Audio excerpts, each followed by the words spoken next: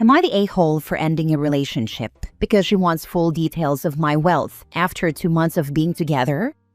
A couple of my friends thought that I acted wrongly here.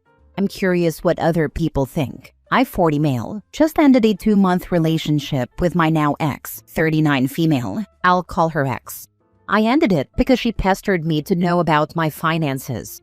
Despite me saying that I wasn't comfortable letting her know something like that so early, both of us were divorced once already, and we were both the person who asked for the divorce. Neither divorce was terrible. We both divorced for emotional differences.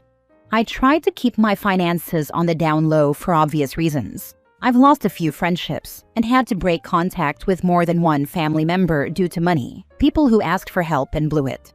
But this is pretty easy to do because I don't live lavishly.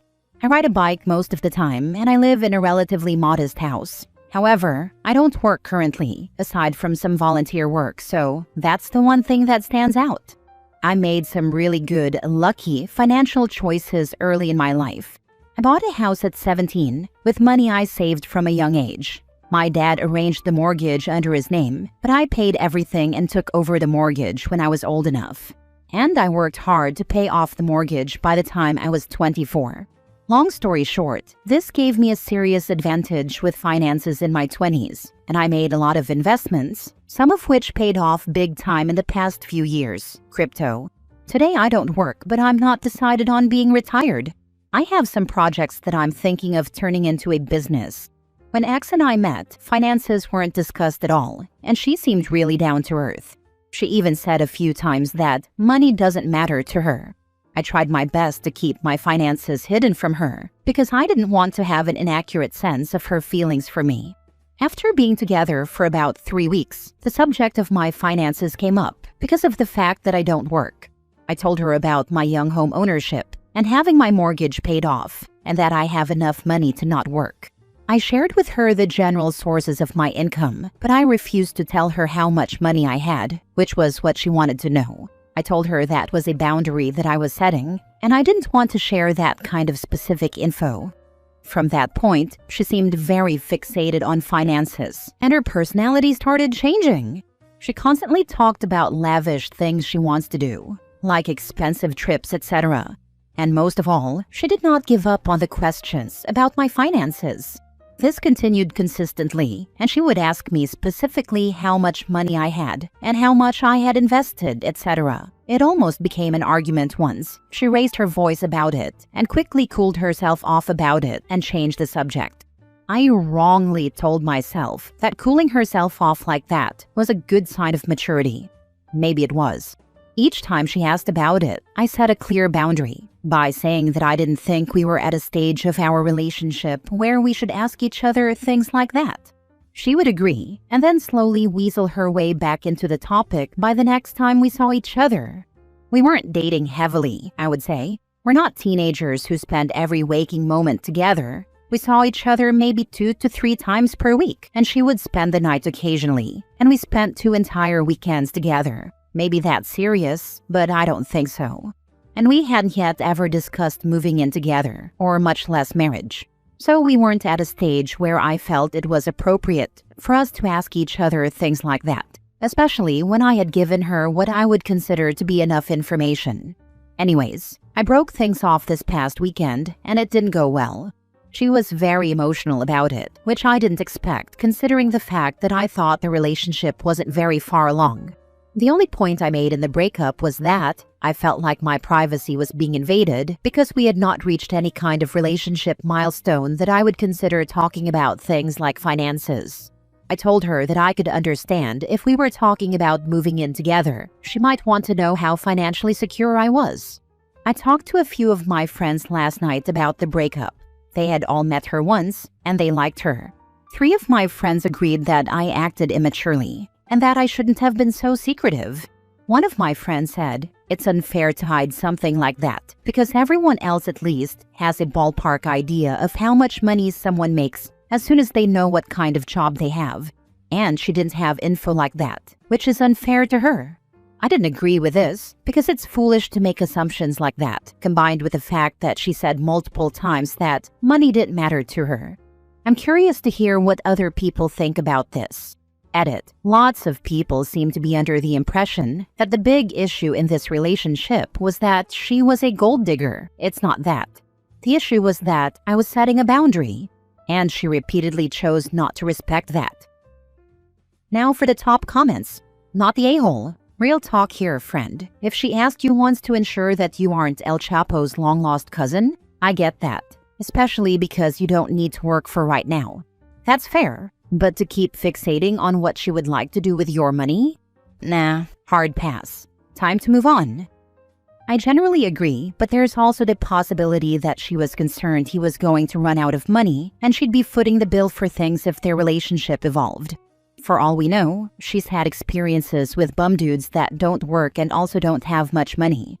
Her suggesting lavish things may have been a way to get a better understanding of whether he has a lot of money or not, when asking him directly didn't work. Either way, she was out of line, or at least very poorly communicated her concern that he didn't have enough money for the future. Or maybe she was a gold digger. We'll never know. Who are these jackass friends? You have experience with people changing when they find out about your situation. She just got a hint of it and was already planning on how to spend it. Admittedly, the friends who felt this way are not my closest friends. We have a friend group of about 12 of us, and these few aren't as close to me as the rest of them. And it was really only one of them that was hard against my choice. The other two who were just like, well, I wouldn't have been so secretive. I get the sense that some of them have been burned by secrets in a relationship before, so I'm not going to judge too much. Not the a-hole. You're 40 and retired. Someone you're dating will absolutely have questions about what's going on. I think she was prying too much and you did tell her you weren't comfortable answering. But I do think you need to maybe be a little more appropriately honest here if you want to move forward with someone. I do get some gold digger vibes from her, but if you're not working, I can also see someone trying to figure out if you're not a deadbeat since you're not working. You know, it goes both ways sometimes. Maybe not this time, though. You're 40 and retired. Someone you're dating will absolutely have questions about what's going on. I definitely expect this kind of question when someone notices that I don't work. If you're not working, I can also see someone trying to figure out if you're not a deadbeat since you're not working. Indeed, but she knew that I had enough money to live from the proceeds of my investments. And she knew that I volunteer for non-profit orgs. I didn't share this in my post, but knew that I work as CFO for 2 different non-profits, and I do some manual labor work for a local charity that provides food for low-income families. I also keep my house very clean. I exercise often. I bike as my main source of transportation. There definitely wasn't a reason to suspect I was a deadbeat or lazy, etc. Next story. Am I the a-hole for not claiming my friend's mistake on my insurance? I, 26 female, and my friend from college, 26 female, both moved into the same apartment building. She lives on the floor above mine. One weekend, she put me along with a bunch of our mutual friends in a group chat because she wanted to have a barbecue on our roof. She has hosted many before, but this would be the first one I ever attended. Because I don't eat red meat, I did not eat anything that was cooked on the grill, and only brought chips, a bottle, and paper plates. When the day was over, the group of us went downstairs to watch a reality show. My friend who lives in my building and the girl who owned the grill discussed that they would leave the grill to cool off. Once the reality show was over, I went back to my apartment and went to sleep.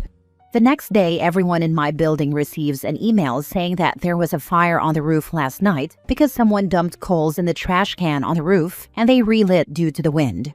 I took a screenshot of the email and sent it to my friend, who then put it in the group chat of everyone. Her and our other friend who owned the grill told us that they decided to take the grill home the same day because they didn't want to have to come back and get it the next day. So the girl in my building gave the grill owner her keys to go get the grill on the roof. And the grill owner decided that it would be the best thing to just toss the coals into the trash can on the roof. Our building requires multiple key taps to get on and off the roof, and they also have cameras. So they immediately told my friend in my building she was responsible since it was her guest using her keys. A week later, my friend came to me and asked me to put it on my insurance, since she nor the grill owner had renter's insurance. I spoke with a few lawyers and my old insurance agent, and they all said that this would be fraud. so I told my friend I did not feel comfortable doing so. Another week goes by and she asked me again. Because she believed that she would have to go bankrupt over the situation, she did not. I again said no because I did not feel comfortable and reiterated that I was told that this would be fraud. From then, she started to run a smear campaign, saying that I was the bad friend, and all of our friend group stopped talking to me because they said that I should have at least tried to put it on my insurance. They now all want me to apologize to all of them and work for their friendship again, since they believe that I was in the wrong, but I feel like I didn't do any wrong. So, was I the a-hole? Wow, sounds like you just cut a bunch of cancer out of your life. Congratulations! Your lawyers told you it's fraud. Why haven't you said those words to these people? If they still want you to commit fraud, explain to them you're not a stupid criminal, and it's not your fault someone couldn't use common sense handling a grill and hot coals. They made these plans, they planned poorly, they damaged the roof, and they're responsible. Not one of those incredibly stupid, short-sighted decisions involved you. Furthermore, doesn't your complex make you provide insurance before moving in? She just didn't get any and wants other people to cover her irresponsibility. I don't know what's worse here, dumping smoldering coals into a trash can you know is filled with flammable material knowingly, or trying to blame the woman who didn't eat anything off the damn grill because she won't cover your stupidity.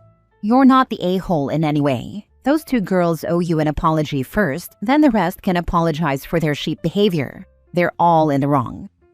Just to clarify, I did tell them what the lawyers and old agents said, and the girl got mad at one of our other friend because their mom was one of the lawyers I spoke with.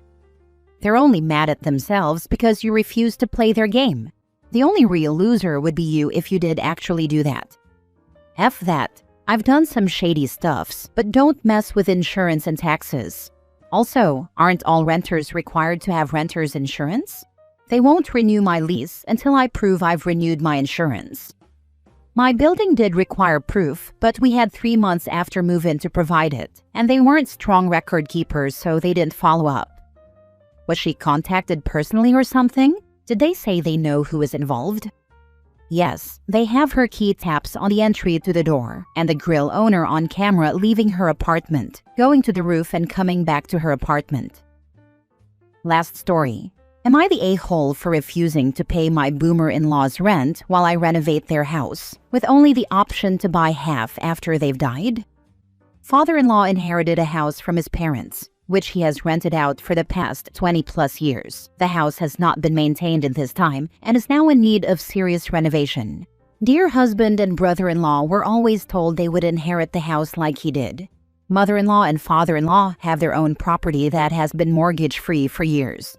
Until last year, me and dear husband were living overseas, as were my brother-in-law and his wife. They are settled overseas and will not return to the UK. We, however, are now settling here. Luckily, father-in-law's spare house was free when we arrived home and moved in. The kitchen had disintegrated, ceilings had come down, there was damp on the walls. Legally, there was no way they could have re-rented it.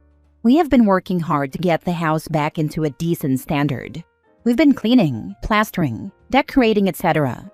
We had expressed to mother-in-law and father-in-law that we would like to stay in the house permanently and make it into a proper family home.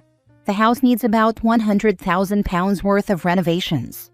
We were hoping that father-in-law would agree to sign the house over to brother-in-law and dear husband now, and I would buy brother-in-law's share. Brother-in-law isn't moving back and is also happy that we are back home to look after his parents in their old age. We understand that father-in-law gets a top-up to his pension from rent, and we're happy to continue paying this, but with our names as owners. We thought that this way, everyone got what they wanted. Father-in-law gets his pension top-up with none of the landlord responsibilities. Brother-in-law gets a cash lump sum and free elderly care for his parents. Me and dear husband get a house that we love and keep in the family. Mother-in-law and father-in-law get their grandkids around the corner from them and family to look after them in their old age. Boy, was I wrong. My in-laws have informed me that we can stay living in the house, but pay £500 a month rent until they both die, in about 20 years plus. I am welcome to spend my money on doing the renovations the house needs, but there will be no legal protection other than they will not legally kick me out, as long as me and dear husband are married. Once mother-in-law and father-in-law have both passed, the house will go to brother-in-law and dear husband. At that point, I can buy out brother-in-law, and the money I've paid in renovations will not be taken into consideration. And in the meantime, I can look after them in their old age. I didn't react well to this, and this is where I could be the a-hole. I told the father-in-law in no uncertain terms that I would not be doing this, and that me, dear husband, and the kids will buy our own place, which will be closer to dear husband's work and near better schools. We'll be about 40 minutes away from them, not too far away, but not close enough to look after their daily needs in their old age. Now everyone is upset, and apparently it's all my fault. I admit I could have handled it better, but how could they think that me paying them rent for 20 years, renovating the house, and then handing over at least £200,000 to brother-in-law when I am in my 60s was even financially possible? How do they think brother-in-law is going to be able to look after them from overseas? I had to read this a couple times to understand it all, so please correct me if I made any errors.